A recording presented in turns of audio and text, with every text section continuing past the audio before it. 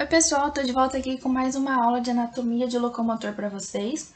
A aula de hoje vai ser sobre anatomia da cabeça, então a gente vai ver os ossos e os músculos que compõem a cabeça. Vai ser uma aula bem longa, com bastante conteúdo, mas não deixem de assistir ela inteira, porque ela cai bastante nas provas, principalmente nas práticas.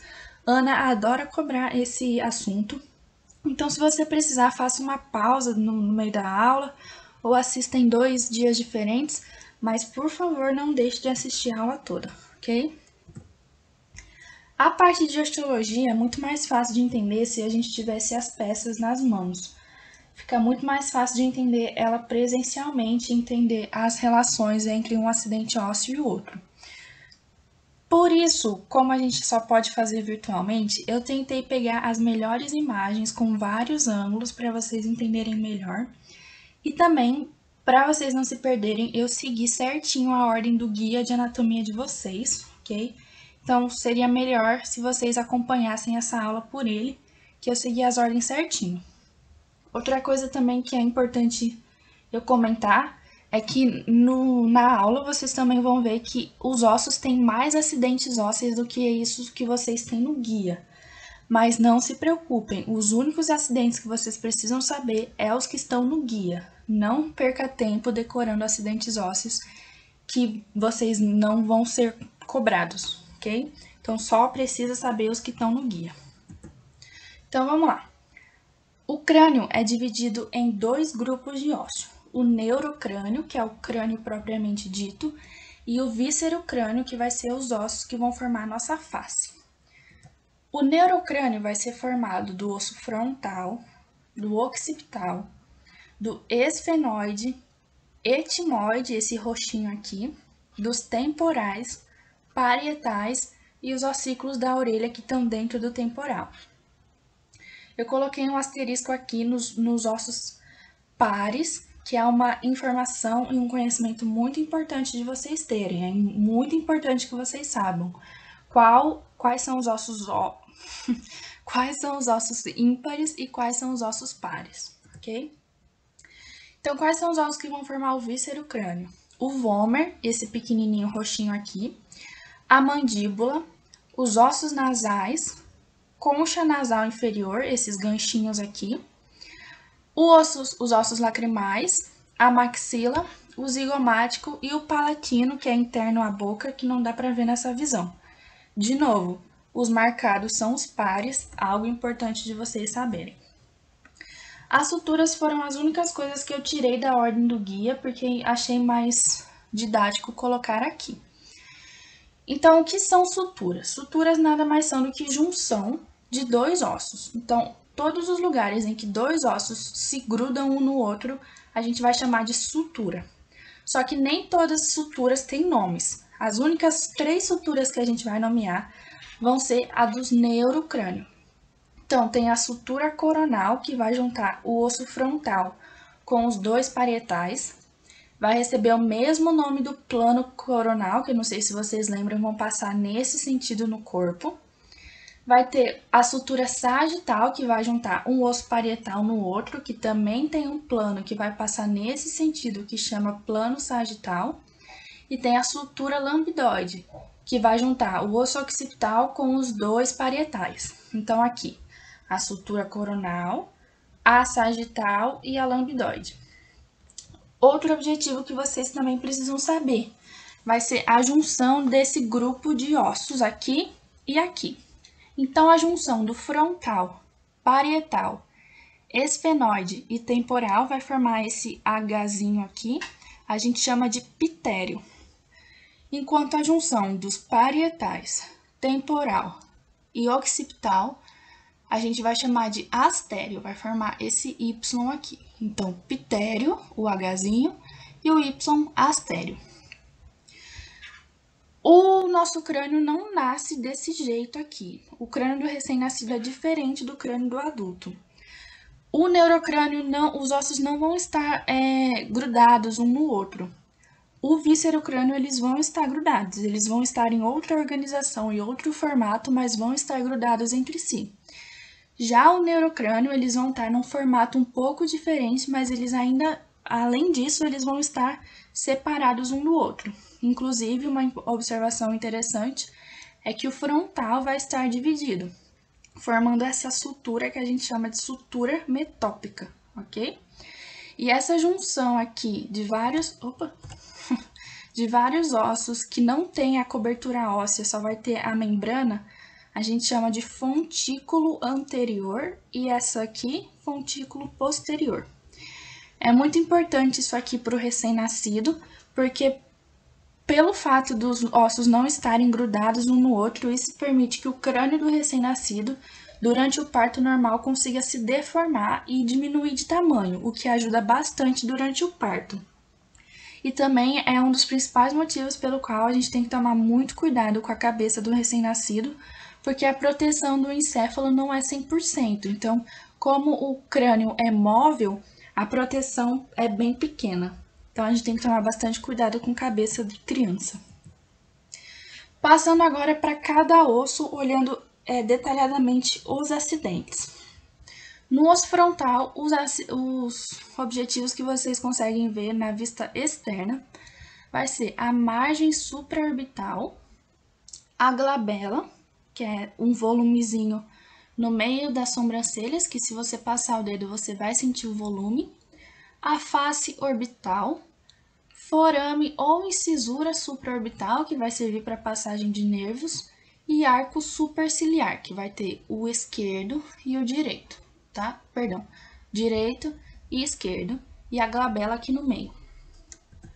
Na vista interna, o único objetivo que vocês têm vai ser a crista frontal. É bem fácil de encontrar ela, porque ela tá bem no meio do osso, bem chamativa. Então, aqui, a crista frontal. Do osso parietal, vocês têm poucos objetivos. Vocês vão ter a linha temporal inferior, ok? Essa aqui. A linha temporal superior e o forame parietal. Nessa imagem aqui dá para ver melhor as linhas. Aqui está a linha inferior, para vocês verem também que não é só do osso parietal, ela vai continuar no frontal. E tem um resquício no osso temporal também, por isso linha temporal, ok? A inferior e a superior. E aí o forame parietal ele vai atravessar o osso, então eu consigo ver tanto da vista externa quanto da interna, e também vai servir para passagem de nervos e vasos sanguíneos, assim como a grande maioria dos forames dos ossos da cabeça. Então, qualquer forame que eu falar, a maioria vai ser de passagem de nervos e vasos sanguíneos. Do osso temporal. Antes de falar de qualquer acidente, é importante vocês entenderem a divisão desse osso. Ele vai ser dividido em parte escamosa, que é uma parte que o osso é bem lisinho, sem grandes acidentes, e a parte petrosa, que é bem texturizada. E também tem a parte timpânica, que é essa azulzinha menor de todas. Então, vamos para os objetivos desse osso. Temos o processo pterigóideo do osso temporal, tem o tubérculo articular, a fossa mandibular, que é onde a mandíbula vai se articular, o processo estiloide, que é esse chifrezinho aqui, o meato acústico externo, processo mastoide e incisura mastoide. Dá para ver melhor nessa imagem aqui o que eu falei, da parte escamosa ser bem lisinha e a parte petrosa ser bem texturizada, ok? Na parte interna, o que vocês vão ter de objetivo? Dá para ver também da parte externa e interna o processo estiloide. De novidade, vocês vão ter o meato acústico interno. E vocês não têm como objetivo no guia, mas acho interessante vocês pelo menos saberem da existência. Esse volumezinho a gente chama de eminência arqueada. Ela vai estar entre o meato acústico interno e o externo, ok? Uma vista inferior é bem melhor para a gente ver os objetivos que eu já citei, mas também tem dois objetivos novos. Então, o que a gente já viu? O processo zigomático, tubérculo articular, fossa mandibular, meato acústico externo, processo mastoide e processo estiloide. Então, o que a gente vai ter de novidade nessa vista? o forame estilomastóide, que tem esse nome porque ele está entre o processo estiloide e o processo mastóide. Então, o nome pode ajudar vocês a se localizarem, ou a localização pode lembrar vocês do nome. Então, estilomastóide porque processo estiloide, processo mastóide. E também de novidade a gente vai ter o canal carótico, que vai servir para a passagem da artéria carótida interna. Lembrando também que dentro do osso temporal, entre o meato acústico interno e externo, que vai estar todas as estruturas do nosso ouvido e do vestíbulo, vão estar os ossículos do ouvido. Tem o martelo, a bigorna e o estribo. Nessa imagem eles estão encaixadinhos no que eles costumam ser, o martelo aqui, a bigorna e o estribo. Esses ossos são muito pouco cobrados por Ana na prova prática, porque ela não tem as peças desses ossos muito boas. A única peça que eu lembro dela ter são esses 3 ossos separados em uns vidrinhos e são muito chatinhos de identificar. Então, muito pouco provável que ela peça. Não digo impossível, mas é pouco provável. O osso esfenoide. Uma divisão importante de vocês saberem vai ser a asa menor e a asa maior. A asa menor é esse processo aqui, tá? Esse volume. Enquanto a asa maior é tudo isso aqui dos dois lados. A asa menor dos dois lados e a asa maior. O que vocês vão ter de objetivo que dá para ver bem nessa vista anterior? A fissura orbital superior, a face orbital, que está bem na asa maior, e o processo pterigóide, que vai ser tudo isso aqui, desse lado e desse lado. Tudo isso é o processo pterigóide. E aí, dentro do processo pterigóide, vai ter a lâmina lateral e a lâmina medial. E aí, na pontinha da lâmina medial, tem o âmulo pterigóide. Olhando o mesmo osso de uma vista posterior, dá para ver melhor o processo pterigóide com a lâmina lateral, lâmina medial e o âmulo pterigóide na pontinha.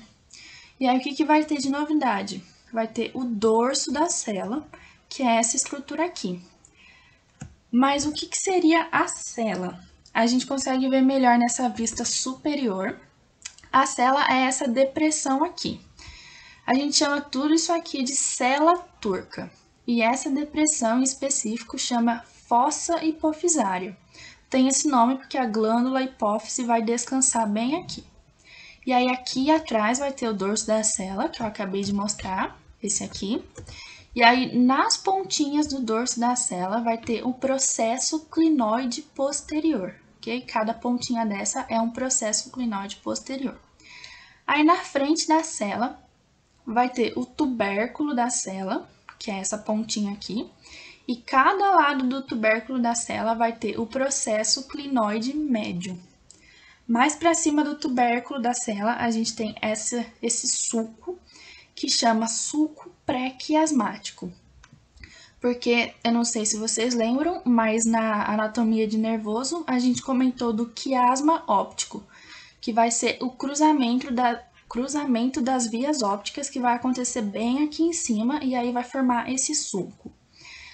Na lateral do sulco pré-quiasmático vai ter essa abertura, que é o canal óptico, que várias estruturas vão passar aqui em direção ao nosso globo ocular. E mais para baixo do canal óptico vai ter dos dois lados, aqui o outro canal óptico dos dois lados também, e aqui e desse lado também vai ser o processo clinoide anterior.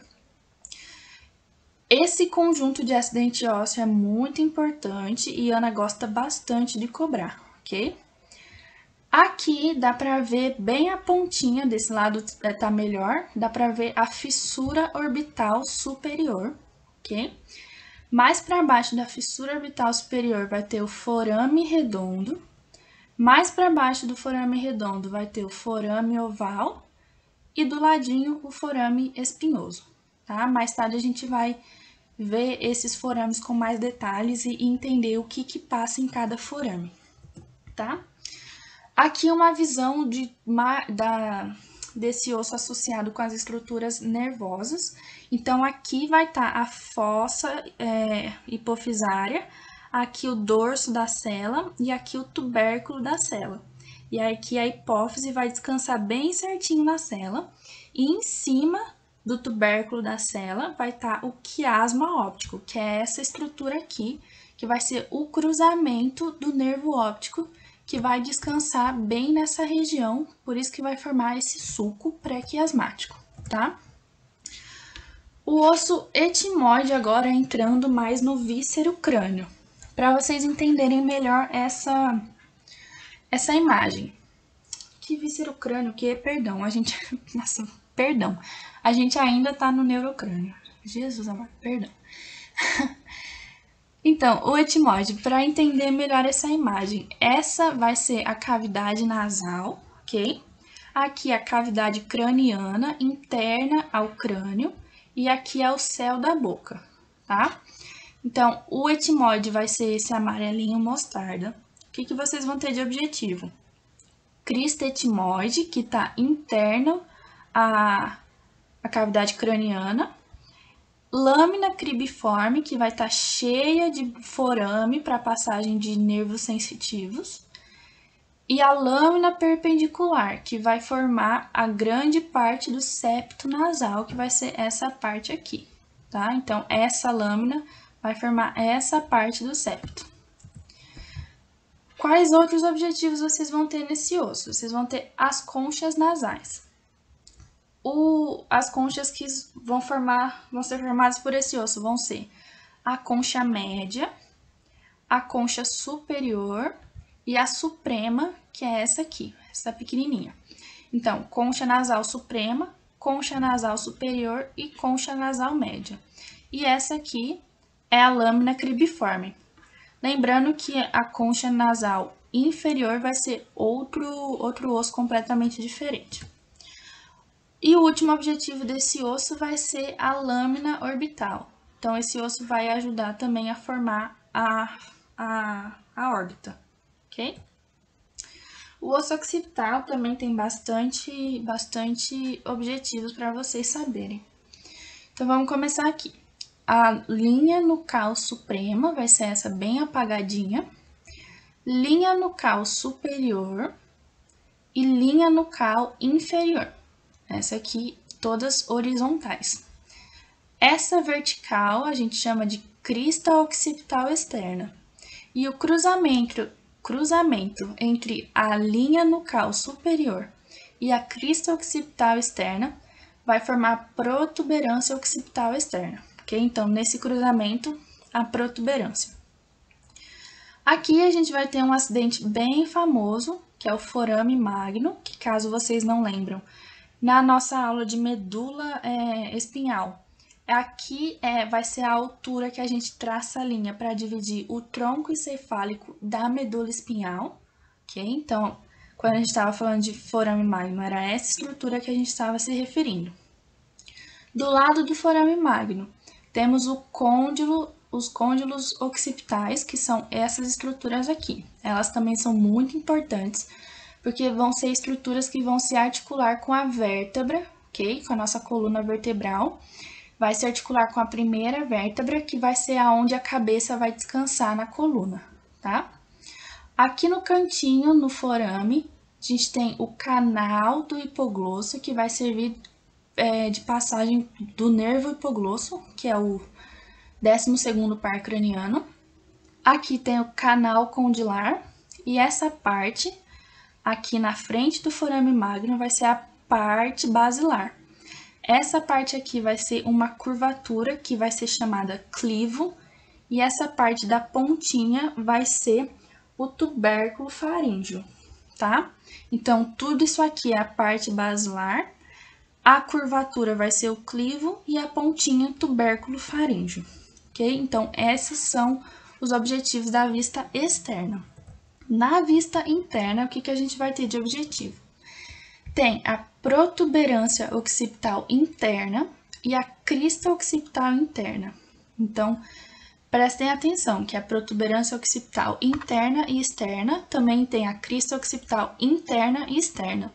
Então, caso isso caia na prova prática de vocês, coloquem o nome completo, coloquem se é interna ou se é externa, porque senão a resposta de vocês pode ser considerada errado, tá? Não esqueçam, pelo amor de Deus, de colocar o nome completo, tá? Então, protuberância occipital interna e crista occipital interna. Aí aqui, mais pra cima, vai ter a fossa cerebral e abaixo vai ter a fossa cerebelar. Por que esses nomes? Porque o cerebelo dos dois lados vai estar apoiado aqui e o encéfalo, o cérebro, vai estar apoiado aqui em cima. E aí eles vão formar essa impressão no osso. Por isso esses nomes, fossa cerebral em cima e cerebelar embaixo, tá? Aqui, dos dois lados da protuberância occipital, tem o sulco do seio transverso, tá? Que vocês vão entender melhor o que seria o seio transverso quando vocês estudarem vascularização do sistema nervoso central. Mas por enquanto é isso que vocês conseguem saber, o sulco do seio transverso, aqui no osso occipital, tá?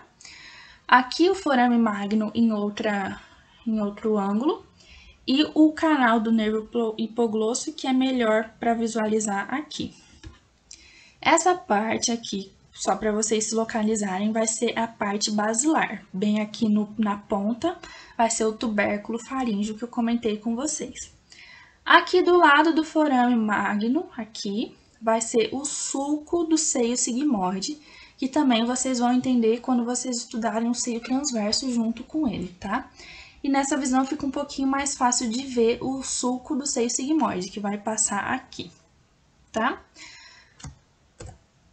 Ok, agora sim, passando pro víscero crânio.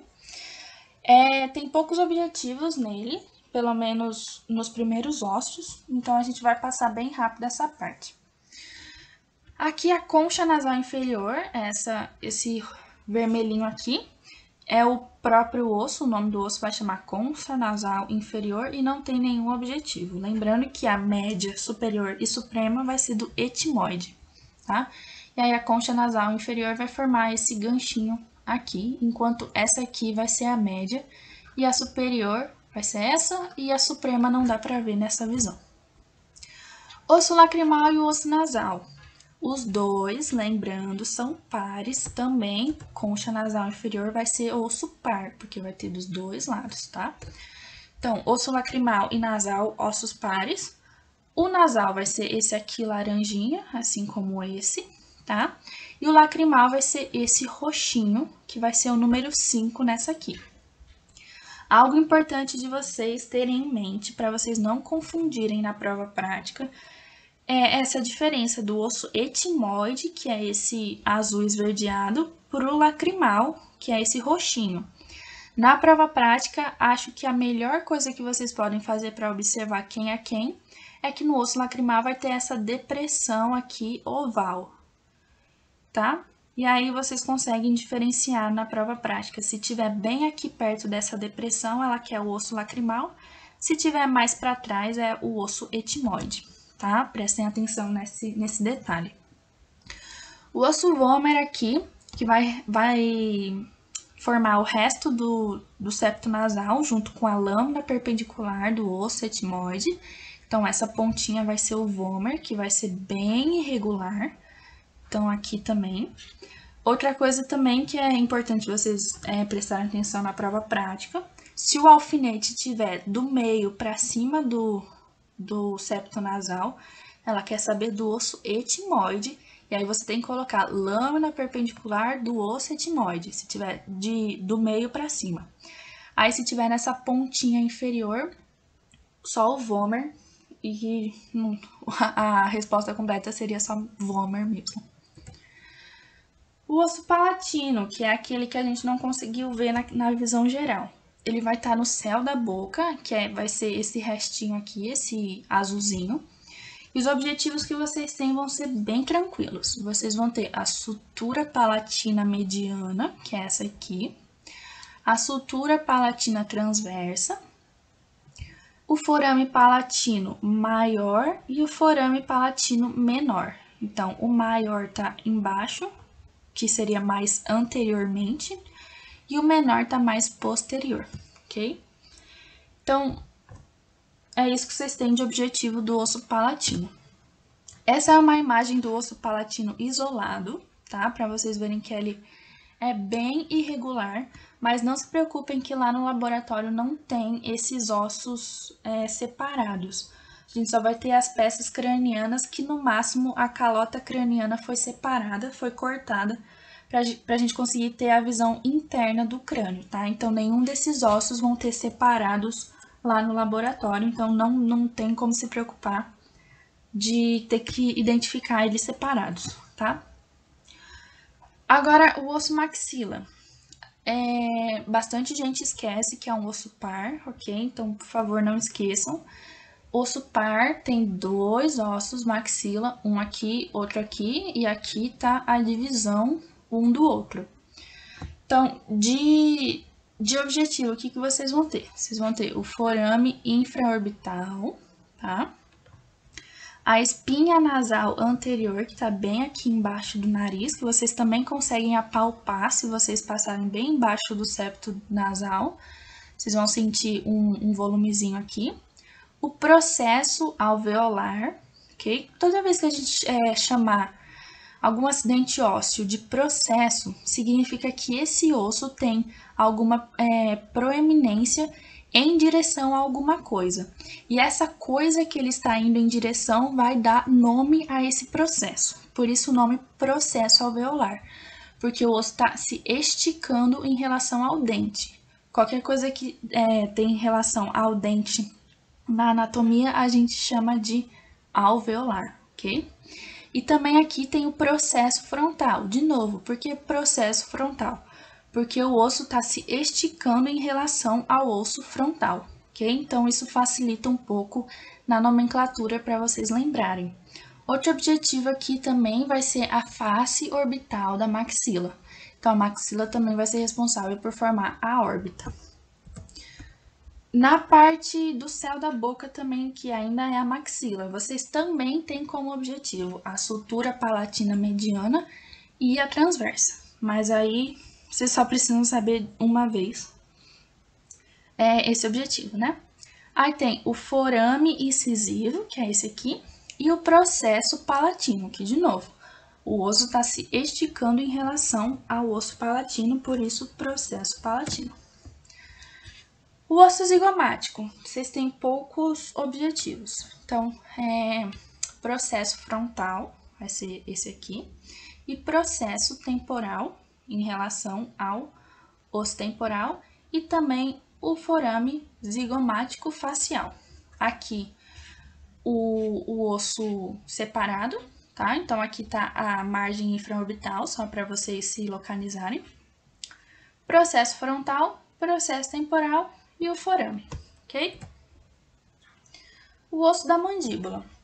A mandíbula vai ter duas regiões principais. O ramo da mandíbula, que vai ser essa região vertical, e o corpo da mandíbula, que vai ser essa região horizontal. Lembrando que a mandíbula é um osso é um osso ímpar, tá? Ele vai ser um osso só, não tem aquela divisão que nem tem na maxila, tá? Quais são os objetivos que vocês vão ter? Vocês vão ter a parte alveolar, do mesmo jeito que tem na maxila, vai ter embaixo também na mandíbula. O forame mentual, na anatomia, qualquer coisa considerada mentual é porque tem a ver com a mandíbula, tá? Por isso que vai ter bastante coisa mentual na mandíbula. Então, forame mentual, proeminência mentual, que é todo esse volume triangular aqui, e na base desse triângulo, em cada lado, vai ter uma bolinha aqui e uma bolinha aqui, que a gente vai chamar de tubérculo mentual. Então, todo esse volume vai ser a protuberância mentual e essas bolinhas vão ser tubérculo mentual. Cuidado para não se confundir na prova prática. Outros objetivos também. A junção do ramo da mandíbula com o corpo vai formar o ângulo da mandíbula, bem tranquilo aqui, que também é algo bem proeminente mesmo na visão externa do nosso rosto, ok? Esse ângulo da mandíbula é bem visível. Aqui outro ângulo da proeminência mental, ok?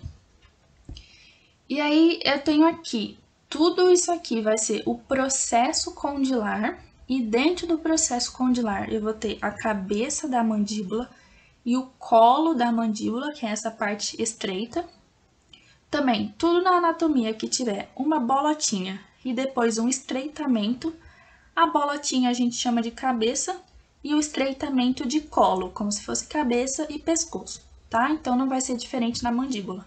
Processo condilar é tudo, cabeça da mandíbula e o colo da mandíbula. Do lado oposto ao processo condilar, a gente tem o processo coronoide, que vai ser essa pontinha aqui. E entre o processo coronoide e o processo condilar, essa depressão vai ser a incisura da mandíbula, ok? Ah, sim, quase que eu esqueço. Descendo do processo coronoide aqui e continuando até o forame mental, então isso aqui, tá? Vai ser a linha oblíqua, também é um objetivo de vocês. Então, descendo do processo coronoide e seguindo até o forame mental, linha oblíqua. A visão interna da mandíbula, a gente tem outros objetivos. Tem o forame na mandíbula, ok? Que nas margens desse forame vai ter essa proeminência aqui, que vai chamar língula da mandíbula, que daqui a pouco a gente vai ver que vai ter tendões inseridos aqui. Então, de novo, forame na mandíbula, na margem, língula da mandíbula. E o forame vai se continuar com o sulco milioide. E o sulco vai se continuar com a linha milioide. Então, forame se continua com o sulco e o sulco se continua com a linha. E na margem do forame tem a língula da mandíbula. A vista posterior da mandíbula tem outros dois objetivos. Tem as espinhas gemianas, que é superior e inferior, que assim como está escrito no objetivo no guia de vocês, pode ser 2 ou 4, ok? Quando são 2, que seria uma variação anatômica, não tem superior e inferior, tá? Só tem de um lado e do outro. E aí, quando são 4, são 2 superiores e 2 inferiores. E aqui do lado das espinhas vai ter a fossa digástrica, que vai ser onde o músculo digástrico vai se inserir. Aqui nessa vista, eu acho um pouco mais fácil de vocês visualizarem o forame da mandíbula com o sulco milioide, ok? E aí na pontinha do forame vai ter a língula da mandíbula, ok? A articulação que a mandíbula faz com o osso temporal, a gente chama de articulação temporomandibular, que também a abreviação ATM é muito usada, ok? ATM, que nem a abreviação de atmosfera. Essa articulação vai ser uma articulação sinovial, ok? Então vai ter uma cápsula articular. E as partes ósseas dessa articulação vai ser a cabeça da mandíbula, a fossa mandibular e o tubérculo articular, ok? Se você perceber aqui, a cápsula articular vai abraçar o tubérculo articular também, tá? Então, a fossa mandibular e o tubérculo vão fazer parte dessa articulação, ok? Essa articulação também vai ter um disco e e o líquido sinovial e todos os itens que uma articulação sinovial precisa ter, ok? Quais são os ligamentos dessa articulação? Algo interessante de vocês saberem também. Além da cápsula articular, tem outros 3 ligamentos dessa articulação. Tem o ligamento lateral ou temporomandibular, ok? O ligamento esfenomandibular e o ligamento estilomandibular. Se você prestar atenção no nome, fica bem mais tranquilo de você localizar eles, ok? Então, aqui, o ligamento temporomandibular tem esse nome porque ele vai ligar o osso temporal com a mandíbula. Aí, aqui, outra visão. O ligamento esfenomandibular vai ter esse nome porque ele vai ligar o osso esfenoide com a mandíbula. E aqui vai estar inserido na língula da mandíbula que eu acabei de falar para vocês. Então, ele vai se inserir na língula da mandíbula e também no osso esfenoide, por isso esfenomandibular. E também o ligamento estilomandibular vai sair aqui do ângulo da mandíbula e vai se inserir no processo estiloide, por isso o nome estilomandibular. Então, o nome é bem tranquilo de memorizar, ou fica mais fácil se você memorizar o nome. E aí você vê quem liga com quem, ou você memoriza quem liga com quem, e aí o nome vem automático, ok? Opa. Analisando o movimento dessa articulação. Aqui está a imagem da boca fechada, mandíbula fechada, ok? Os dentes se encostando. A cabeça da mandíbula vai estar bem encaixada na fossa mandibular. E aí, esse lado da cápsula articular vai estar bem esticadinho e esse lado vai estar frouxo. Quando a nossa boca está aberta no máximo, a cabeça da mandíbula se desloca bem para baixo do tubérculo articular. E aí, essa parte da cápsula se estica, enquanto essa parte se afrouxa, tá? E aí, aqui é o meio caminho da boca semi-aberta, em que ele está fazendo esse deslocamento. Esse deslocamento é importante porque, como você pode ver, a fossa mandibular está mais para cima do que o tubérculo articular. Então, esse deslocamento para baixo é importante para a gente conseguir abrir mais a boca, ok? Então, esse deslocamento é bem importante, não se esqueçam dele. Agora, tendo visão mais do crânio como um todo, para vocês verem a relação de um osso com o outro. Então, dos acidentes que a gente viu, o que dá para ver aqui? Temos a glabela, o arco superciliar, o forame supraorbital, a margem supraorbital, os ossos nasais, o processo frontal da maxila, forame infraorbital, processo zigomático, processo alveolar, espinha nasal anterior, o que mais? Aqui na mandíbula tem a protuberância mentual, o forame mentual, o corpo da mandíbula, o processo alveolar da mandíbula, o ramo, dá para ver o comecinho do processo coronoide, também o comecinho do processo condilar. Dá para ver aqui no osso zigomático o processo frontal, o temporal está mais escondidinho. Eu acho que de objetivo que a gente viu mais principais são esses que dá para ver nessa visão. O que a gente vai ter de objetivos novos com o crânio montado? Temos alguns objetivos novos.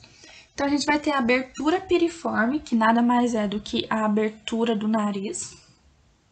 O septo nasal, que vai ser formado da lâmina perpendicular do osso etimoide e do vômer. Então, os dois vão formar o septo nasal. A órbita, ok? E a margem infraorbital, que vai ser a junção do osso zigomático com a maxila, ok? Então, margem supraorbital só é o osso frontal e a margem infraorbital vai ser o zigomático junto com a maxila. Dando uma olhada mais perto na órbita, algo muito importante que vocês precisam saber vão ser quais são os ossos que vão formar a órbita. Então, vai ser formado pelo osso frontal, osso esfenoide, o zigomático, a maxila, o osso lacrimal, um pedacinho do osso etimoide e um mini pedacinho do palatino, mas o suficiente para ele entrar na lista, ok? Então, é uma pergunta que pode cair na prova teórica, bem simples, bem objetiva. Liste os ossos que formam a órbita. Então, é só você listar frontal, esfenoide, zigomático, maxila, palatino, etimoide e lacrimal. Bem tranquilo. E aí, quais são as fissuras que vão formar nessa órbita? A gente tem a fissura orbital superior e o canal óptico, que vão ser objetivos do osso esfenoide, E aí a junção do osso esfenóide, zigomático e maxila vai formar a fissura orbital inferior, ok? Então a junção desses três vai formar esse acidente. E essas três aberturas vão servir de passagem para nervos e vasos e músculos e estruturas muito importantes que vão vir para o nosso globo ocular, ok? A vista lateral. Então, o que a gente tem de revisão dessa vista? Temos a sutura coronal, a sagital, a lambidoide, tem o pitério, o astério, lembram? O Hzinho, pitério, o Y, astério. Tem o processo temporal do osso zigomático, processo zigomático do osso temporal, fossa mandibular, tubérculo articular, meato acústico externo, processo mastoide, processo estiloide. O osso occipital não dá para ver muita coisa, a não ser a protuberância occipital externa, mas não dá para ver direito. Tem as linhas temporais inferior e superior. Tem o processo frontal da maxila, forame infraorbital. Aqui deveria dar para ver o forame zigomático facial, mas está meio escondidinho nessa imagem. Os processos alveolares, forame mentual, a protuberância mentual aqui embaixo, o ângulo da mandíbula. Aí aqui dá para ver certinho o processo condilar, processo coronoide também, a glabela, arco superciliar, o osso lacrimal, o osso nasal, aqui o etimoide, o esfenóide aqui também, que não tem nenhum objetivo que dá para ver daqui. A espinha nasal anterior, dá para ver muito bem daqui. E eu acho que de objetivos importantes e grandes, acho que já foi todos. Já falei das linhas também. Ok, então. De objetivos novos que a gente vai ter nessa visão, com o crânio montado. Tem a fossa temporal, que vai ser daqui, dessa região, desse ângulo, até a linha temporal inferior. Isso aqui tudo vai ser a fossa temporal, que vai ser muito importante, porque vai encaixar certinho o músculo temporal, que daqui a pouco a gente vai ver. Okay? Então, essa aqui é a fossa temporal. Aqui embaixo da fossa temporal, um dos limites dela vai ser o arco zigomático. O arco zigomático vai ser formado do processo temporal do osso zigomático e do processo zigomático do osso temporal. Pode ser um pouco confuso, mas lembre do que eu falei. Quando chama processo, é porque o osso está se esticando para chegar em algum lugar. Esse lugar que ele está se esticando para chegar vai receber o nome do processo. Então, esse processo que está no osso temporal está se esticando para chegar no osso zigomático. Então, ele vai ser o processo zigomático do osso temporal, porque ele está no osso temporal. E aí vai acontecer o completo contrário desse lado, porque ele vai estar no osso zigomático se esticando para chegar no temporal. Então, vai formar o processo temporal do osso zigomático. E a junção desses dois processos vai formar o arco zigomático, ok? Embaixo desse arco vai ser formada a fossa infratemporal, ok? Fossa infratemporal. O que mais? Sim. E aí, a fossa pitérigo-palatina vai estar embaixo aqui, mais profundo, ao arco zigomático. Nessa imagem a gente consegue ver melhor. Então, essa aqui, esse triângulo aqui para cima é a fossa temporal, aqui para baixo é a fossa infratemporal. E mais profundo ao arco zigomático, que foi cortado aqui, vai estar a fossa pitérigo-palatina, esse triângulo aqui. E na fossa pitérigo-palatina, mais profundamente, vai estar a fissura pitérigo-maxilar. Essa fossa com essa fissura é muito difícil de enxergar com o crânio todo montado. Lá no laboratório a gente não tem nenhum crânio que está faltando o arco zigomático que a gente possa ver certinho essa fossa. Por isso, Ana não cobra muito, simplesmente porque a gente não tem uma peça que dá para ver muito bem, ok? Então, desencanem um pouco dessa fossa. É importante vocês saberem que existem para não ser pegos de surpresa na prova teórica, mas na prova prática, muito improvável que caia. Na visão posterior, a gente vai ter poucos objetivos novos, mas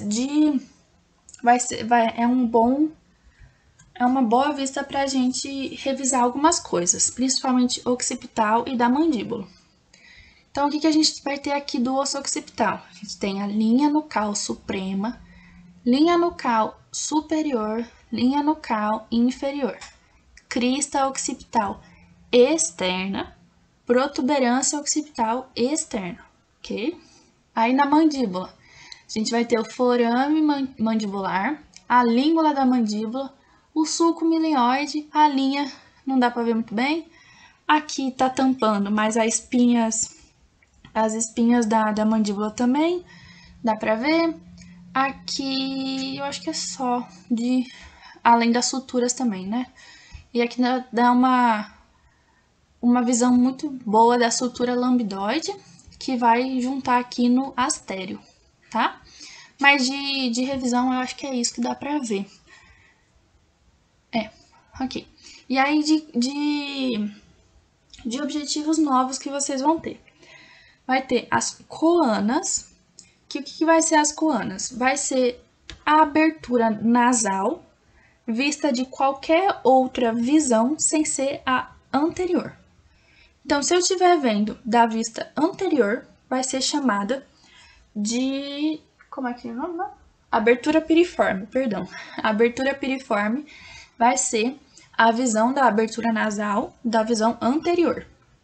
Qualquer visão que não seja a anterior, a abertura nasal vai ser chamada de coanas, ok? Então, visão posterior, inferior e qualquer outra que dá para ver sem ser a anterior, vai ser chamado de coanas.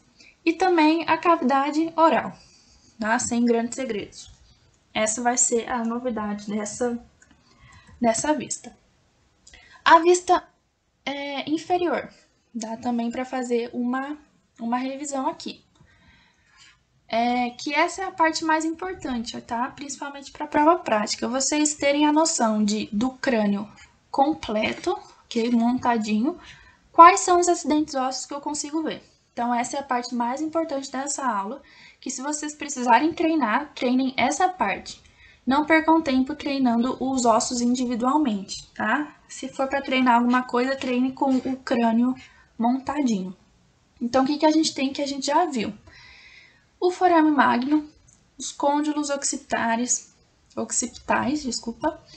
canal condilar, crista occipital externa, as linhas nucais, a protuberância, o clivo da parte basilar junto com o tubérculo faríngeo, vai formar tudo isso aqui, a parte basilar, o arco zigomático, tubérculo articular, fossa mandibular, processo estiloide, processo mastoide, aqui no ladinho, meato acústico externo, aqui canal carótico, aqui espinha nasal posterior, sutura palatina mediana, forame incisivo, sutura palatina transversa. O que mais que dá pra ver?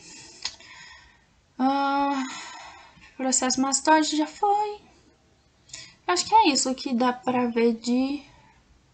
sim, forames palatinos maior e menor.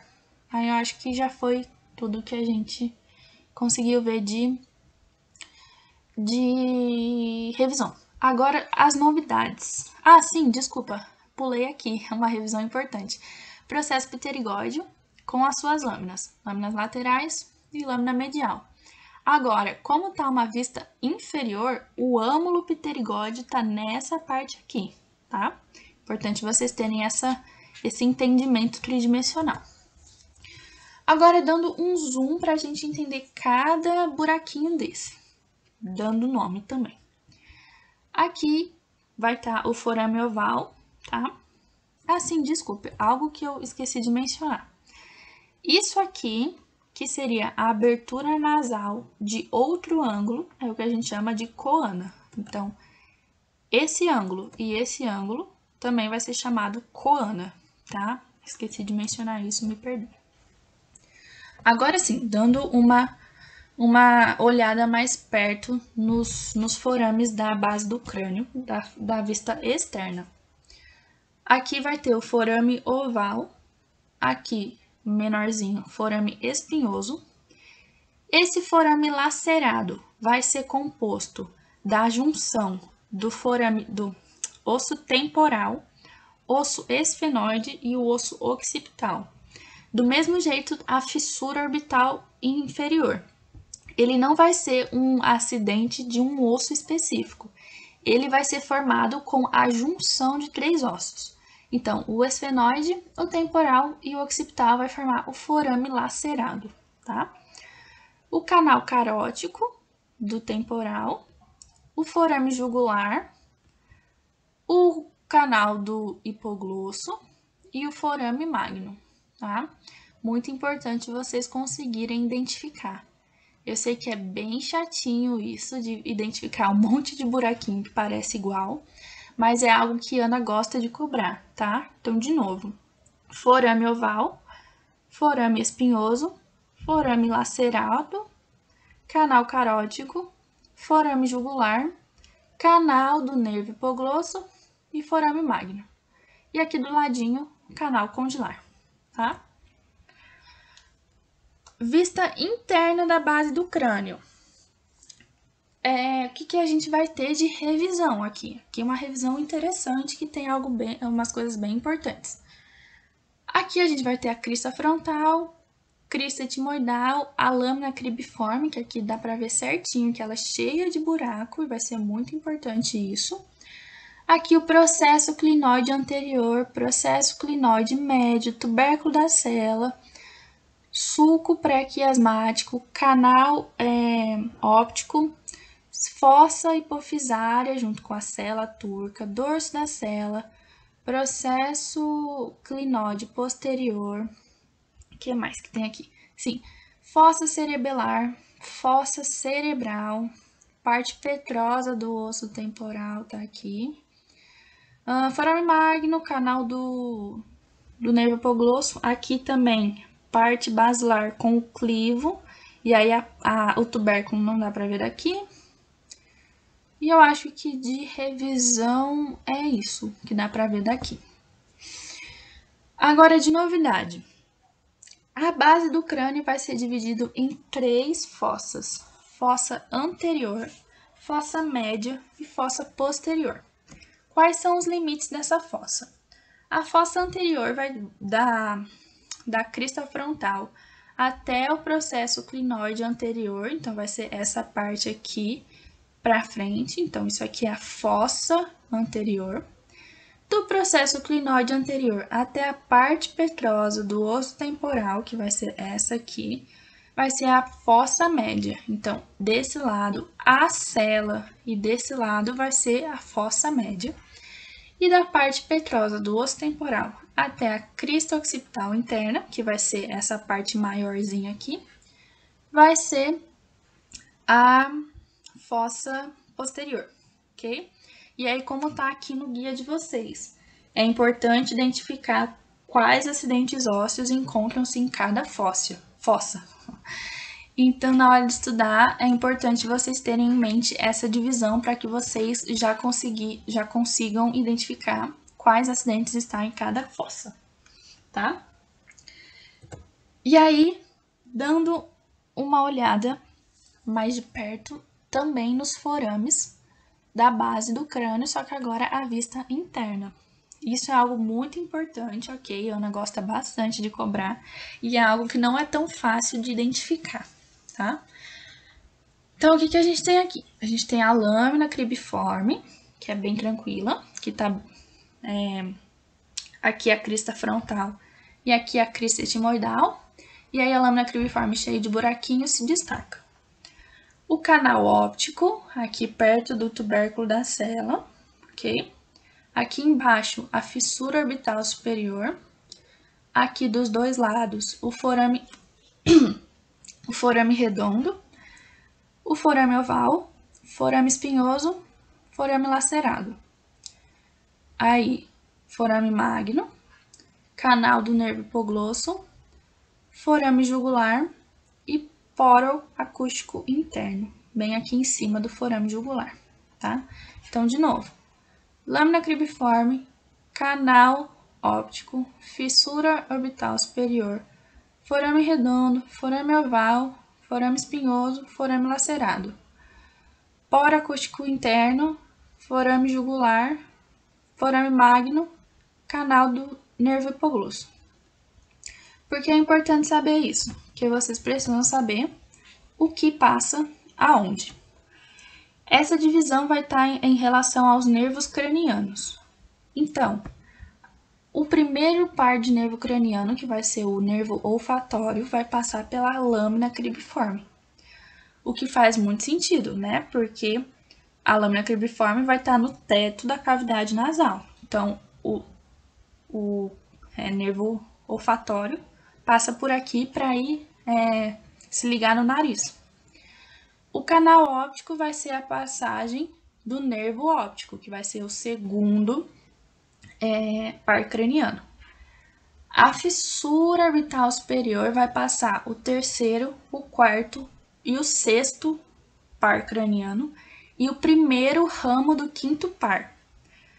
O terceiro nervo é o nervo oculomotor, o quarto é o troclear, o sexto é o abducente e o quinto vai ser o trigêmeo, sendo que o primeiro ramo chama ramo olfatório.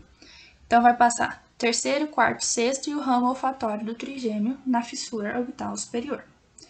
No forame redondo, vai passar o segundo ramo do nervo trigêmeo, que a gente chama de ramo maxilar. No forame oval, vai passar o terceiro ramo, quer dizer, uma parte do terceiro ramo do nervo trigêmeo, que a gente chama de ramo mandibular. E a outra parte do terceiro ramo, que vai ser especificamente o ramo meníngeo, vai passar pelo forame espinhoso. Então, é um pouco confuso, tá? Mas vamos lá. O nervo trigêmeo vai formar 3 ramos: o oftálmico, o maxilar e o mandibular. O primeiro ramo vai passar na fissura orbital junto com outros nervos. O segundo ramo vai passar no forame redondo sozinho. E o terceiro ramo vai se dividir entre o forame oval e o forame espinhoso.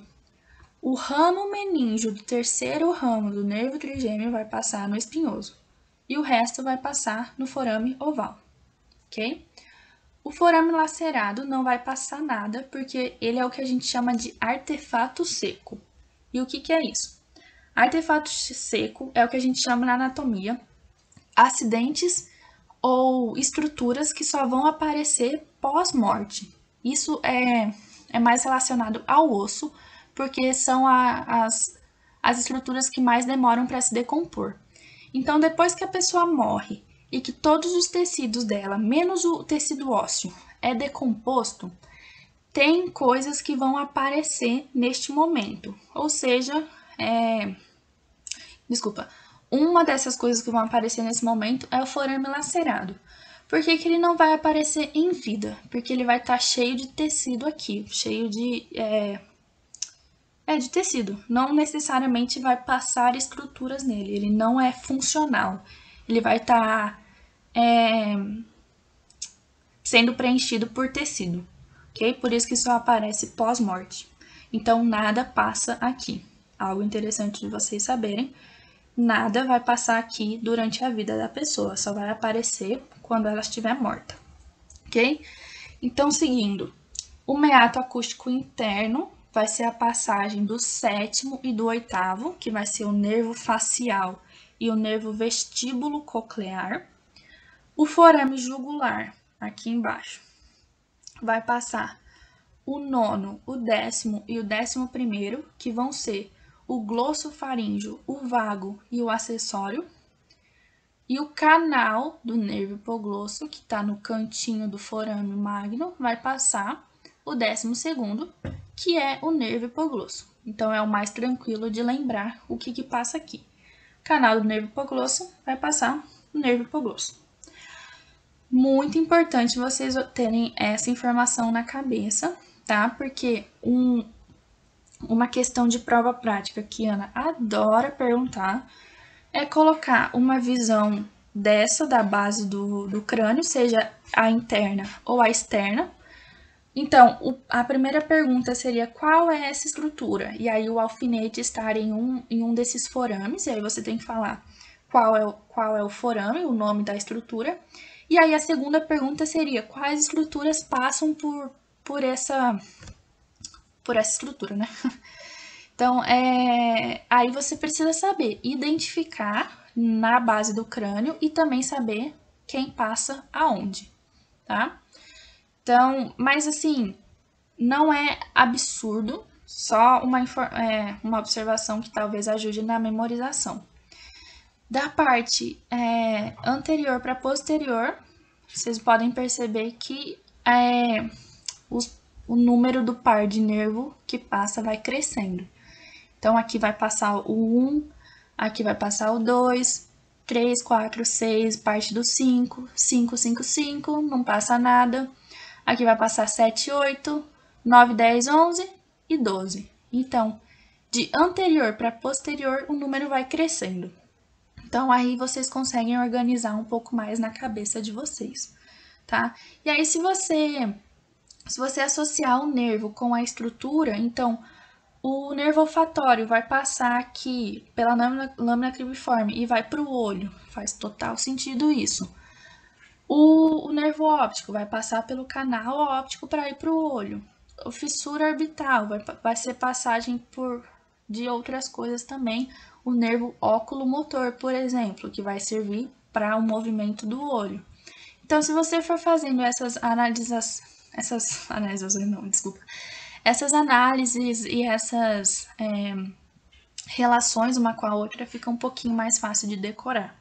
Eu sei que é chatinho, mas você não pode parar na prova prática sem saber disso, tá? Vocês vão saibam isso antes de ir para a prova prática, pelo amor de Deus. Pronto. Acabando, então, a parte de ossos, vamos para miologia. Aqui seria uma boa etapa para você pausar, dar uma descansada ou deixar a miologia para ver outro dia. Mas, de novo, não deixem de assistir a aula toda, ok? Porque cai bastante nas provas. Então, vamos lá. Os músculos vão ser divididos também, assim como os ossos foram, em dois grupos. Os músculos da mímica, que vão ser da face propriamente dita, ok? E a musculatura da mastigação, que vai ser, como o próprio nome diz, vai ser a musculatura que vai realizar a nossa mastigação.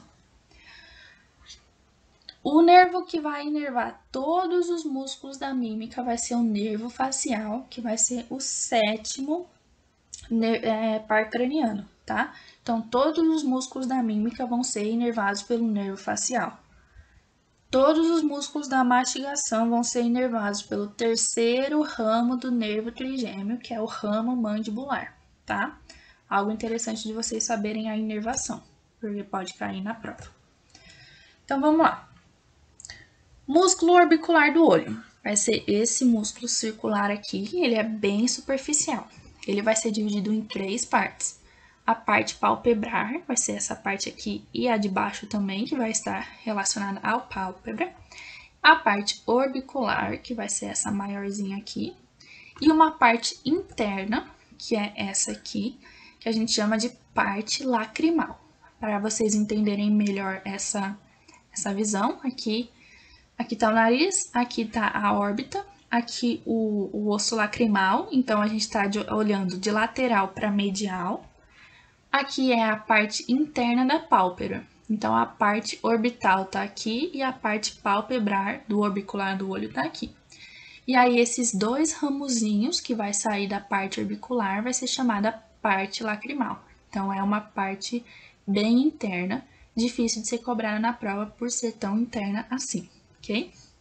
E aí, qual que vai ser a ação desse olho? O orbicular do olho vai ser responsável pelo fechamento ativo das pálpebras. que seria fechamento ativo? Quando você realmente quer fechar a pálpebra. Aquele fechamento quando você está com muito sono e o olho vai fechando aos pouquinhos é o fechamento passivo. Significa que os músculos que abrem a pálpebra estão relaxando, então a pálpebra automaticamente vai fechar. Isso é o fechamento passivo, não tem nada a ver com o orbicular do olho. O orbicular do olho tem a ver com o fechamento ativo da pálpebra, ok? Músculo corrugador do supercílio. Ele também vai estar aqui, bem em cima do arco superciliar. Ele vai ser bem profundo, ok? Aqui tá uma parte perdão, isso aqui não é o orbicular do olho, não. Aqui tá o orbicular do olho e mais profundamente vai estar o corrugador do supercílio. Qual vai ser a ação do corrugador do supercílio? Ele vai juntar as duas sobrancelhas e vai formar esse sulco aqui, esse vinco vertical na testa, tá? Ele vai aproximar as duas sobrancelhas. O músculo prócero vai ser esse Vzinho aqui, bem no meio da testa, bem em cima da glabela, tá?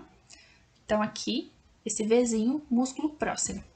Ele vai ser responsável por essa expressão. Ele vai deprimir o ângulo medial das sobrancelhas e vai formar um sulco horizontal no nariz. Então, vejam a diferença. O corrugador do supercílio vai aproximar as duas sobrancelhas horizontalmente e vai formar um sulco vertical na testa.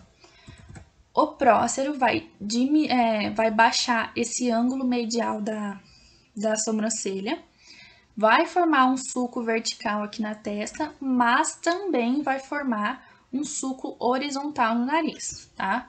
Algo interessante de vocês saberem a diferença, principalmente para a prova teórica. Caso ela coloque uma foto de uma expressão facial e pergunte qual é o músculo sendo acionado, algo interessante vocês saberem essas diferenças menorzinhas, ok? Músculo levantador do lábio superior e da asa do nariz. Vai ser esse músculo aqui, tá? Ele vai passar aqui na asa do nariz, vai se inserir na asa do nariz também e vai continuar e se inserir aqui no lábio superior, tá? E aí, quando ele contrair, ele vai levantar o lábio superior e também vai levantar a asa do nariz, formando esse movimento aqui, tá? Então, a asa do nariz vai subir junto com o lábio superior e esse sulco nasolabial vai ficar mais proeminente. Músculo nasal vai ser esse aqui que vai estar cobrindo o nariz, ok? Por isso, músculo nasal. Ele também vai ser dividido em duas partes, vai ser a parte transversa e a parte alar, esse pedacinho. Então, esse pedacinho é a parte alar e esse aqui maior vai ser a parte transversa. Qual vai ser a ação desse músculo? Vai ser dilatar as narinas, ok? Nada mais do que isso. Músculo levantador do lábio superior vai ser esse aqui, bem superficial também. Aí ele vai vir e se inserir nessa parte mais medial do lábio, tá? E aí quando ele for contraído, ele vai levantar o lábio como um negócio só. Ele vai levantar o lábio todo, tá? Músculo levantador do ângulo da boca vai ser esse aqui, mais profundo do que o levantador do lábio, tá? Aqui o levantador do lábio dissecado e aqui também o ângulo da boca dissecado. Então, ele vem aqui e se insere nesse pedacinho aqui, que vai se inserir no ângulo da boca, tá? E aí, quando ele se contrair, ele vai levantar apenas o ângulo da boca. E aí, os dois juntos vão formar o sorriso. O levantador apenas do lábio superior vai fazer com que o sorriso mostre os dentes. Então, ele vai levantar o lábio como um todo, tá? E o levantador do ângulo da boca vai formar a curvatura do sorriso, tá? Então, você consegue contrair apenas o ângulo da boca e fazer aquele sorrisinho sem mostrar o dente. E quando o sorriso mostra o dente, você está contraindo o levantador do lábio superior junto, ok? Músculo zigomático menor, vai ser esse aqui bem do ladinho do levantador do lábio superior, tá? Ele vai ser responsável por essa expressãozinha mais de sofrimento e também vai reforçar o sulco nasolabial. Então, ele vai levantar essa parte aqui da boca, tá? Dando essa expressãozinha meio de poucos amigos. O zigomático maior vai ser aqui embaixo, é uma observação, né? O menor tá aqui em cima do maior, tá? Para vocês não se confundirem, o menor aqui em cima e o maior aqui embaixo. O menor vai se inserir no lábio e o maior vai se inserir no ângulo da boca, tá? Então, quando ele for contraído bilateralmente, ele vai ajudar a formar o sorriso. E quando ele for contraído unilateralmente, vai formar esse sorrisinho irônico ou de desprezo, tá? Se for contraído unilateralmente e bilateralmente, só vai formar o sorriso mesmo. O músculo risório vai ser esse aqui, mais horizontal, e vai ser o músculo do famoso sorriso amarelo, aquele sorriso bem falso, por isso o nome risório, tá? Então, como ele tá na horizontal, quando ele se contrai, e ele tá inserido no ângulo da boca, né? Como ele tá na horizontal, o que ele vai fazer quando ele se contrair? Vai ser esticar a boca para os dois lados. Então, como ele não tá inserido de uma forma mais angular, que nem os anteriores, ele não vai subir o ângulo da boca, ele só vai esticar. E aí vai formar essas expressões aqui. Esse músculo que é o que mais ativa as covinhas, tá? E vai esticar assim a boca. E vai formar esse sorriso amarelo que a gente está tão acostumado, esse sorriso falso, que também é algo muito fácil de identificar, porque ele não vai subir o ângulo da boca. Quando o sorriso é genuíno, os outros músculos mais dessa região são contraídos e aí o ângulo da boca levanta, formando aquele sorriso bem curvado. Quando o sorriso é falso, só o músculo risório que é ativado, junto com o levantador do lábio em algumas situações, e aí ele não vai levantar o ângulo da boca, formando esse sorriso bem característico que você não tá muito afim. Músculo orbicular da boca. Ele também vai ser um músculo circular, assim como o orbicular do olho, e vai ser bem superficial, ok? Vai ser esse aqui. Quando contraído levemente, ele vai ser responsável pelo fechamento da boca, e se contraído além desse limite, vai formar o famoso biquinho, tá? Então, o biquinho vai ser feito pelo músculo orbicular da boca. O músculo bucinador vai ser esse aqui quadrado e vai ser o músculo responsável pelo sopro. Uma das principais funções dele durante o sopro é fornecer resistência à bochecha quando a boca se encher de ar, tá? Então, o bucinador está aqui oferecendo resistência para a bochecha não se dilatar muito. E aí, você consegue encher a boca de ar e assoprar, ok? O ângulo depressor na boca vai ser esse aqui, que assim como os levantadores do ângulo da boca, vai estar inserido na boca e vai estar na parte inferior. E aí, quando ele for contraído, ele vai deprimir o ângulo da boca, assim como o próprio nome vai falar. E aí, ele vai fazer essas expressões aqui. Dependendo do resto do músculo contraído, ele vai dar essa expressão mais de desprezo ou de brincadeira, ou também pode dar essa expressão de tristeza em que a boca vai para baixo, tá? Depressor do ângulo inferior vai ser esse menorzinho aqui. E os depressores vão funcionar do mesmo jeito que os levantadores, ok? Então, assim como o levantador do lábio superior, se for ativado, vai levantar o lábio todo. E se eu ativar o levantador do ângulo da boca, ele só vai levantar o ângulo da boca. Mesma coisa vai acontecer com os depressores. Se eu contrair apenas o depressor do ângulo da boca, vai deprimir apenas o ângulo da boca. Se eu contrair o depressor do lábio inferior, o lábio vai baixar, abrindo a boca, ok? E aí, o músculo mentual, que, assim como eu acabei de falar, na parte óssea, a expressão mentual vai estar relacionada à mandíbula, tá? Então, o músculo mentual vai estar bem aqui na protuberância mentual e vai formar esse Vzinho aqui. Ele vai ser responsável pelo famoso biquinho também, tá? Vai ser esse biquinho aqui. E também vai, durante a contração, vai ser responsável pelo enrugamento do queixo, ok? Outro músculo também vai ser o occipito frontal. Ele vai ter 3 partes: o ventre frontal, o ventre occipital e a a aponeurose epicrânica ou a galha aponeurótica, tá? Então vai ser uma aponeurose isso aqui. Ventre frontal, ventre occipital, aponeurose epicrânica ou galha aponeurótica. Esse músculo foram um dos músculos que Ana cobrou na nossa prova prática, tá? Para vocês terem uma referência. E aí a ação desse músculo vai ser enrugar a testa e também levantar a sobrancelha, tá? Ele não vai ter nenhuma ação na parte occipital. A ação dele vai estar toda concentrada na testa, fazendo ela enrugar, também levantando a sobrancelha, tá?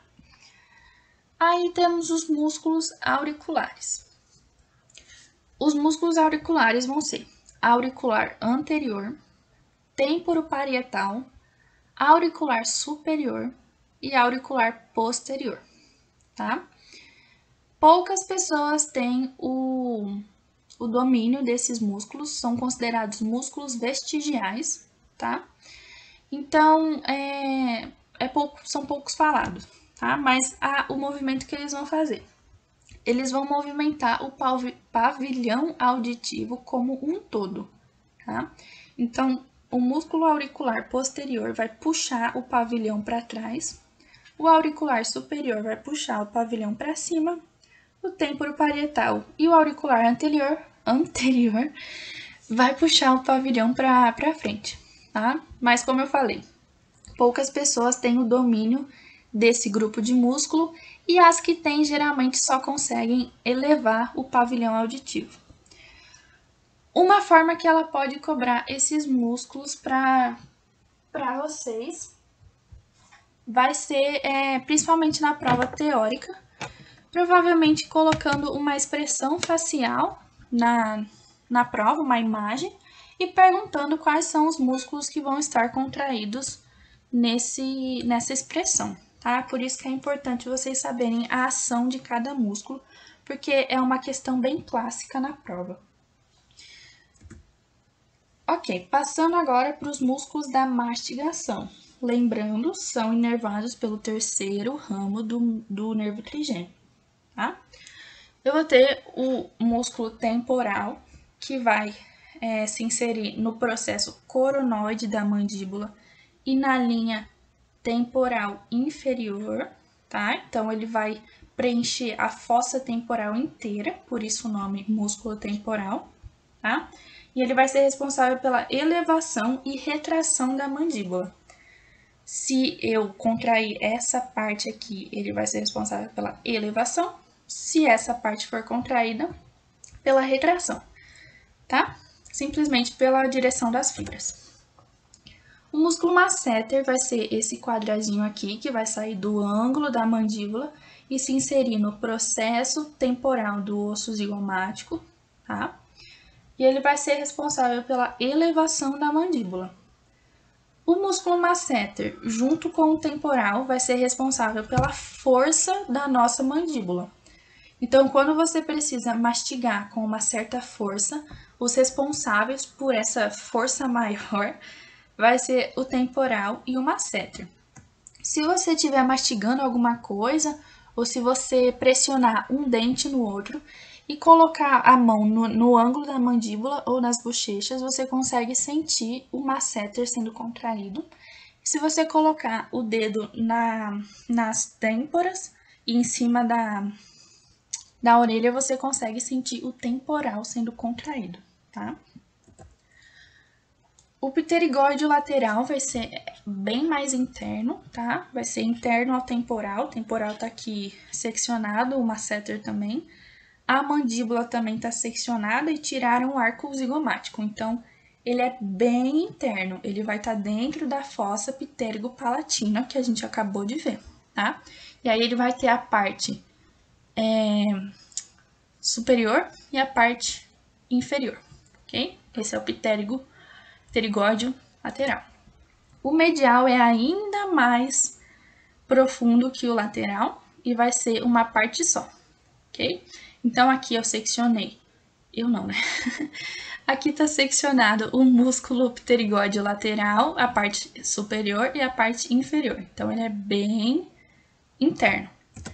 Então, uma visão posterior para vocês terem mais noção do posicionamento, o pterigóide medial vai sair também do ângulo da mandíbula e vai até o processo pterigóide, entre a lâmina medial e a lâmina lateral. Por isso o nome pterigóide, porque vai estar no processo pterigóide. E aqui do lado, dos dois lados, vai estar o pterigóide lateral, a parte inferior e a parte posterior, ok? Aí o pterigóide lateral vai sair do processo condilar, tá? Que aqui tá a cabeça da mandíbula na articulação ATM. E aí eu não lembro onde ele vai se inserir, me perdoem. Tem aqui? Ah, sim, tem aqui. Vai se inserir aqui na parte traseira da mandíbula, tá? Quais vão ser as ações dos pterigóides? O medial vai ser responsável pela elevação da mandíbula e o lateral vai ser responsável pela abertura da boca, logo a depressão da mandíbula, e movimentos laterais. Então, o temporal, o masseter e o pterigóide lateral vão ser responsáveis pelo fechamento da boca, então a elevação da mandíbula. Enquanto apenas o pterigóide lateral sozinho vai ser responsável pela abertura da boca, logo a depressão da mandíbula e também movimentos laterais, ok? Pronto. Agora dando uma olhada nos músculos extrínsecos do olho. Eu também tenho dois grupos de músculos. Eu tenho os músculos retos e os músculos oblíquos. Então, eu tenho o reto superior, o reto inferior, reto medial e reto lateral. Aí, de oblíquo, eu tenho o oblíquo inferior e o oblíquo superior.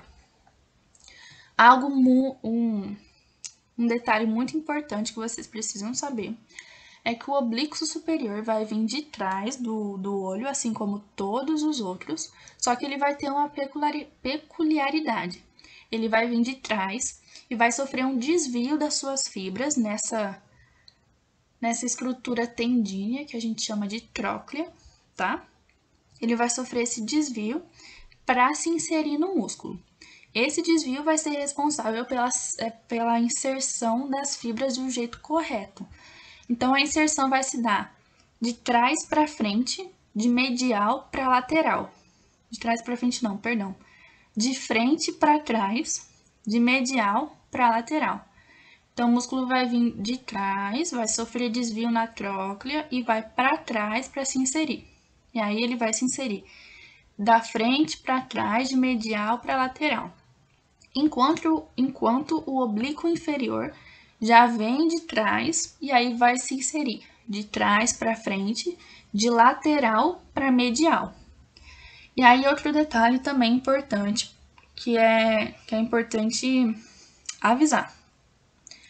O nome lateral e medial não é à toa, ok? Então, isso aqui seria um olho direito. Por quê?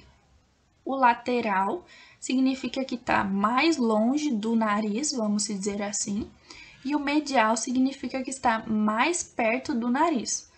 Então, no olho esquerdo, o que tiver o músculo reto que tiver aqui vai ser o medial, e o músculo reto que tiver desse lado vai ser o lateral, porque os músculos vão estar espelhados, ok? E aí, do mesmo jeito que os retos vão estar espelhados, os oblíquos também vão estar espelhados. Então, se esse aqui é o direito e eu tivesse o olho esquerdo aqui, a tróclea seria desse lado e o oblíquo superior estaria vindo medial para lateral e o oblíquo inferior estaria vindo de lateral para medial, ok? A tróclea sempre vai ser medial, tá? Algo muito importante para vocês se identificarem nas provas, tá? A tróclea sempre vai ser medial. Então, o músculo reto que tiver do mesmo lado da tróclea vai ser o reto medial, tá? E o outro vai ser o lateral. Então, isso aqui é muito bom para vocês se identificarem se é o olho direito ou o olho esquerdo.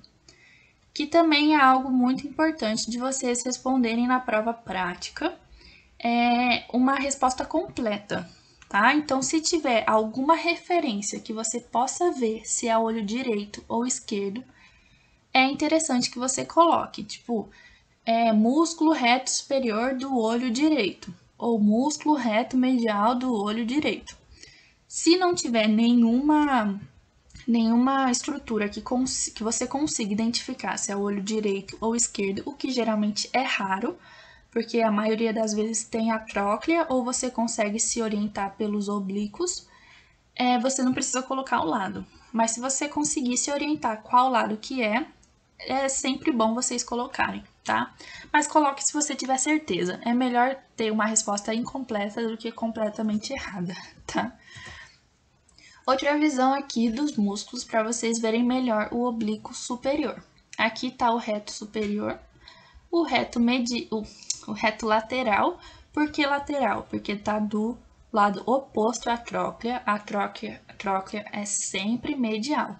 Então, se está do lado oposto, esse é o reto lateral, o reto inferior e o oblíquo inferior.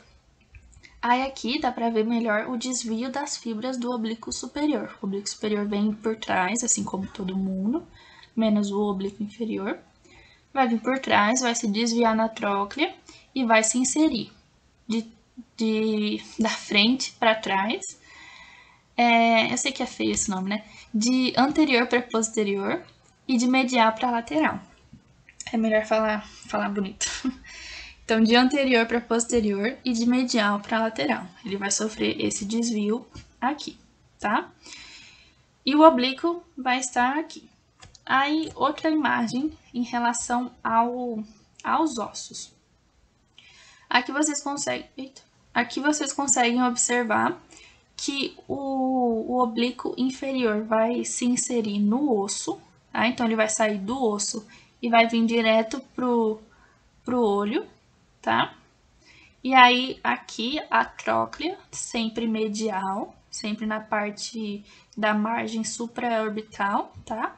Sempre medial. O oblíquo superior vem, se desvia e se insere aqui no olho, ok? Agora, a inervação desses músculos. O reto lateral vai ser inervado pelo nervo abducente, que é o sexto par craniano. O óculo motor vai inervar o reto medial, reto inferior e reto superior, e também o oblíquo inferior. E o nervo troclear, que é o quarto, vai inervar o músculo oblíquo superior, tá? Então, tudo que é inferior e medial vai ser óculo motor. E aí, de superior, o reto vai ser óculo motor, o oblíquo vai ser troclear, e aí o reto lateral vai ser abducente. Analisando agora os movimentos dos olhos, que é uma questão que pode cair na prova teórica, tá? Uma questão que a Ana gosta bastante também. Lembrando que quando a gente movimenta os olhos, a tendência natural deles, caso você não force, é que os dois olhos vão para a mesma direção. Só que eu acabei de comentar que os músculos vão ser espelhados de um olho direito para o olho esquerdo, tá? Então, é algo que você não... raramente, a não ser que seja um movimento estritamente para cima e estritamente para baixo, que vão ser o reto superior e o reto inferior, não vão ser o mesmo músculo que vai estar trabalhando nos dois olhos, por serem músculos espelhados, tá? Então, como eu acabei de comentar, se eu fizer um olhar reto para cima em que o olho não tem desvio lateral, então eu olho diretamente para cima, eu vou estar usando o reto superior. E se eu olhar diretamente para baixo, eu vou estar usando o reto inferior nos dois olhos. E essas são as duas únicas situações em que os dois olhos vão contrair o mesmo músculo. Sem ser essas situações, os músculos vão ser diferentes e você vai precisar analisar o movimento, tá? Então, o movimento de olhar para a direita lateralmente, sem nenhum desvio superior ou inferior, o olho direito vai estar contraindo o reto lateral, enquanto o olho esquerdo vai estar contraindo o reto medial. Lembrando aqui, no meio vai estar o nariz, tá? Então, se aqui está o nariz, esse lado aqui vai estar o reto medial do olho direito, aqui vai estar o reto medial do olho esquerdo, aqui vai estar o reto lateral do olho esquerdo e aqui o reto lateral do olho direito. Então, se o direito está olhando para a direita, eu vou estar contraindo o reto lateral. Se o esquerdo vai estar olhando para a direita, eu contraio o reto medial. E o completo oposto se eu estiver olhando para a esquerda, ok? Se eu estiver olhando diagonalmente para cima e para a direita, eu vou estar contraindo o oblíquo inferior em um dos olhos. Então, quando eu contraio o oblíquo inferior, ele olha para cima e para o lado oposto a ele, tá? Então, aqui, se eu contrair o oblíquo inferior, perdão, ele vai olhar para cima e para o lado oposto do que o músculo tá, ok? Então, se o oblíquo inferior vai estar na parte direita do olho, quando eu contraio, ele vai olhar para cima e para a esquerda. Se tiver no olho esquerdo, o oblíquo inferior vai estar aqui. Então, se eu contrair o oblíquo inferior, ele vai olhar para cima, para cá. Tá? Então, aqui. Oblíquo inferior do olho esquerdo, se eu contrair, ele vai olhar para cima e para a direita. O oblíquo inferior do olho esquerdo, do olho direito, perdão. Vamos de novo. O oblíquo inferior do olho esquerdo, se eu contrair, ele olha para cima e para a direita. O oblíquo inferior do olho direito, se eu contrair, ele olha para cima e para a esquerda.